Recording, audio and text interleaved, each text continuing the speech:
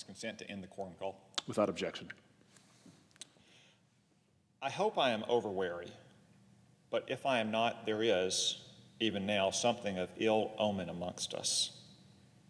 I mean the increasing disregard for law which pervades the country, the growing disposition to substitute the wild and furious passions in lieu of the sober judgment of courts, and the worse than savage mobs for the executive ministers of justice. This disposition is awfully fearful in any community, and that it exists now in ours, though grating to our feelings to admit, it would be a violation of truth and an insult to our intelligence to deny. Accounts of outrages committed by mobs form the everyday news of the times. Now, those are not my words. Those are the words of a young Abraham Lincoln. But sadly, they ring with truth today.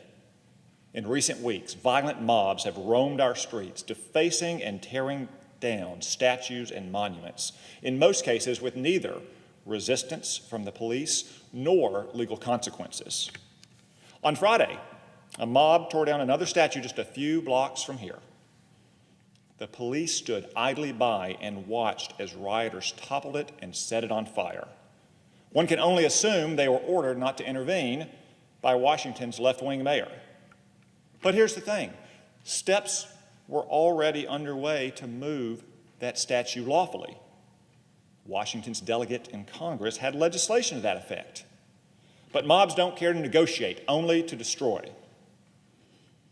The delegate said, "I have no doubt I could have gotten that bill through, but the people got here before due process." It's hard to imagine a more chilling summation of mob rule. As Lincoln knew, the mob threatens not just old statues, but the lives and livelihoods of us all. Indeed, the mob threatens civilization itself in many ways. Most simply, Lincoln knew that mobs inevitably make mistakes and commit injustices. Some may celebrate the destruction of disfavored statues and monuments. But what of the vandals in Boston who defaced a monument to the 54th Massachusetts Infantry Regiment, the first African-American regiment to fight for the Union, whose bravery and skill was immortalized in the movie Glory? What of the outlaws in Philadelphia who defaced a statue of Matthias Baldwin, a devout, passionate abolitionist? Mobs don't discriminate between legitimate and illegitimate targets of their destructions. That's because they are mobs. Lincoln also warned that the lawless in spirit will become lawless in practice because of mob violence, seeing no consequences for crimes. The mob doesn't stop at statues. Rioters have already torched police precincts and low-income housing in Minneapolis. Churches and synagogues have been vandalized. Next, perhaps the mob will target the homes of police officers, and soon enough, the mob may come for you and your home and your family.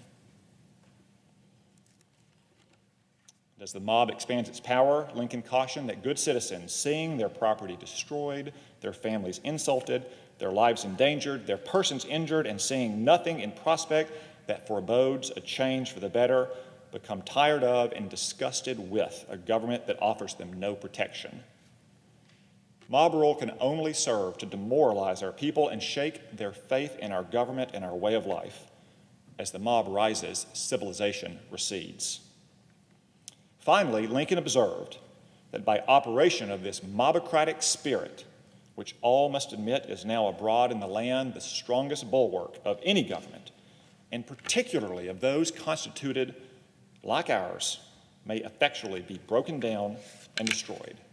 I mean the attachment of the people.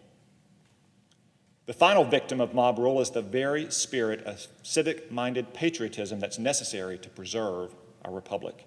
And for all these reasons, Lincoln said, there is no grievance that is a fit object of redress by mob law. We cannot tolerate mob rule, and we cannot allow it to go unpunished. While local authorities would usually take the lead in prosecuting these crimes, unfortunately, many of them seem unwilling to stand up to the mob. and uphold the rule of law. Therefore, I call upon the Department of Justice to bring charges against these mob vigilantes, prosecuting them to the fullest extent of the law. The Anti-Riot Act and the Veterans Memorial Preservation and Recognition Act can provide legal grounds in some cases. Still, other federal statutes may govern in other cases, but there must be consequences for mob violence, because if you give the mob an inch, it'll take a mile. Witness the events of just this past weekend, where mobs tore down statues of George Washington and Ulysses S. Grant. When you tear down statues of Washington and Grant, it's not about the Civil War, it's because you hate America. And indeed, these rioters hate America. In Portland, where they tore down the statue of Washington, they also spray painted on him the date 1619, a reference to the New York Times' revisionist anti-American history project. Perhaps we should call them the 1619 riots. After all, the architect of that execrable project said it would be an honor. This hatred for America was nowhere on greater display than San Francisco, where the mob tore down the statue of Grant. That would be U.S. Grant, commander of the Union Army, whose very initials embodied his tenacious, unrelenting approach to war, unconditional surrender. That would also be President Grant, the political heir of Abraham Lincoln, a statesman who smashed the first Ku Klux Klan, signed the first major civil rights legislation, and presided over passage of the 15th Amendment.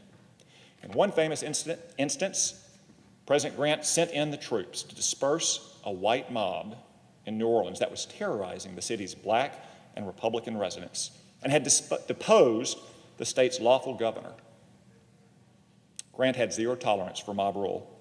He said, neither Ku Klux Klans, White Leagues, nor any other association using arms and violence to execute their unlawful purposes can be permitted in that way to govern any part of this country.